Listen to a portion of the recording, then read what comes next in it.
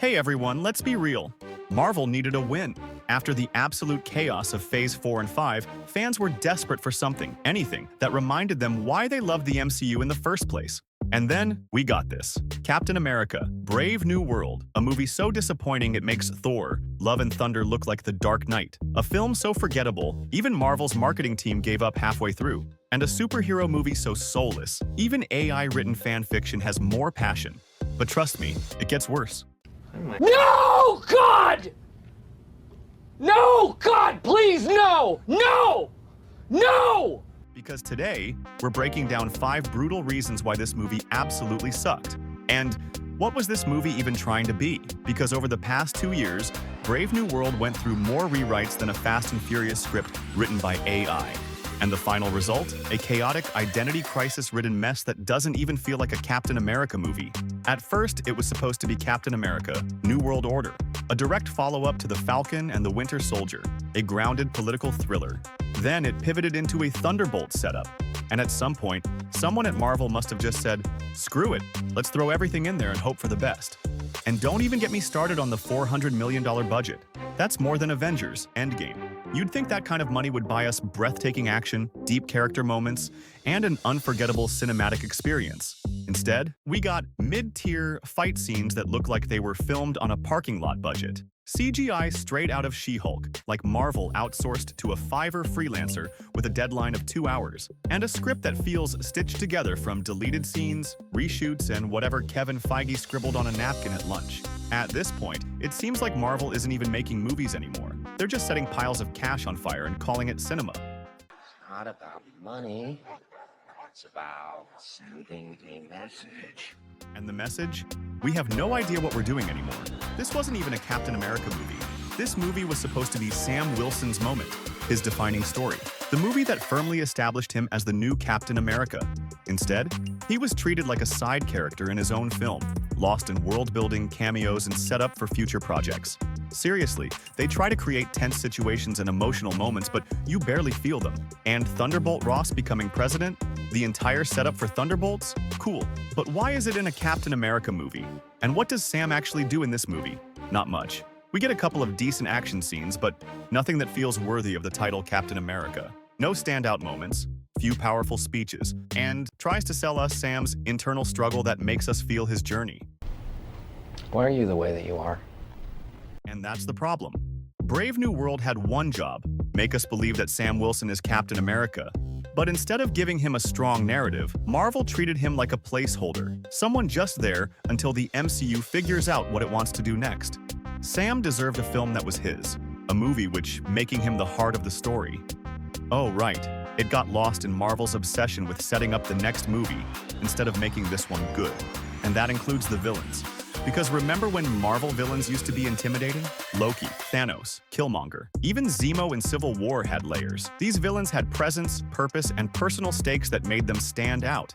Now, we get a villain whose motives make sense on paper, but when it actually plays out on screen, it has zero impact, like a firework that fizzles out before it even explodes.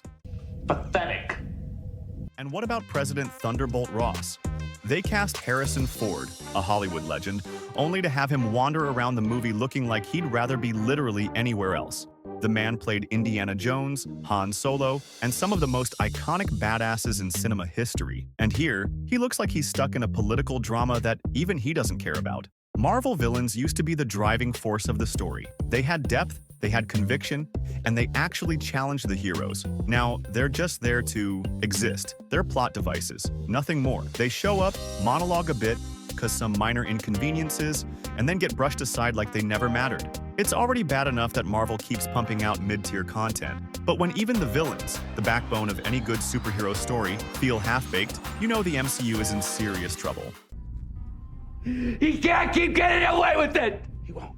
So, let's talk about the real-life drama that made this movie even worse. Anthony Mackie has been in the MCU for over a decade. Fans loved him as Falcon, and his journey from sidekick to Captain America should have been a triumphant moment. Instead, the second he took up the shield, it felt like Marvel had no idea what to do with him. And then came the controversy. Mackie made headlines for his comments about the MCU's diversity efforts and behind-the-scenes politics. He called out the lack of black creatives in leadership roles, which sparked a huge debate. Some fans backed him, saying he was just speaking the truth. Others felt like he was biting the hand that fed him and making himself a target for criticism. I've made a huge mistake. Then, Marvel's handling of this whole situation made things even worse. You'd think, with a new Captain America, the studio would go all in on marketing, right? Big press tours, massive hype, posters everywhere. Nope. Instead, they barely promoted Brave New World. No serious push, no standout trailers. It's almost like they knew this movie was doomed from the start. And let's be real, Mackie got done dirty. They gave him the shield, made him Cap, and then didn't even back him up properly. Instead of crafting the story that made him shine, Marvel turned his big solo outing into a side quest for Thunderbolts and a half-baked Hulk movie. Now, he's left leading a movie that no one seems to care about. No major fan excitement, no cultural impact, just another forgettable MCU entry.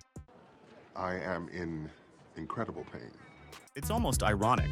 Mackie fought so hard to make this role his own, but Marvel's own missteps turned his first Captain America film into one of the most underwhelming entries in the franchise. This isn't just about Brave New World. This is about Marvel losing its magic. There was a time when every MCU movie felt like a cultural event. Midnight screenings were packed, theories ran wild, and fans couldn't wait for what was next. Now, a new Marvel movie drops, and the biggest reaction is, oh, that's out already. It's not superhero fatigue, it's bad movie fatigue. Fans still show up for great superhero films, but Marvel isn't delivering great movies anymore. They're just filling a release schedule. Remember when every Marvel character had a clear purpose? When every film built towards something epic?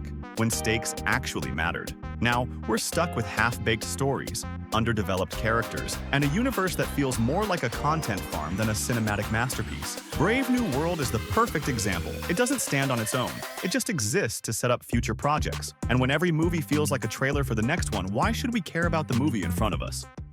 How many times do we have to teach you this lesson, old man?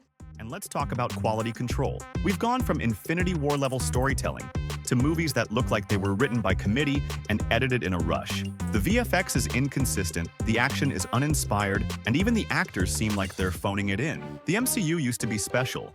Now, it feels like an obligation, like something Marvel makes because they have to, not because they have a story worth telling. If Marvel doesn't fix this soon, the Brave New World they're building won't just be a disappointment, it'll be the final nail in the MCU's coffin. So what do you think? Did Brave New World flop, or am I being too harsh? Drop your thoughts in the comments, and if you want to see a fight that actually matters, check out my previous video, Red Hulk versus Green Hulk. Who's the real strongest? Trust me, that battle is way more exciting than anything we got in this movie. Hit like, subscribe, and I'll see you in the next one.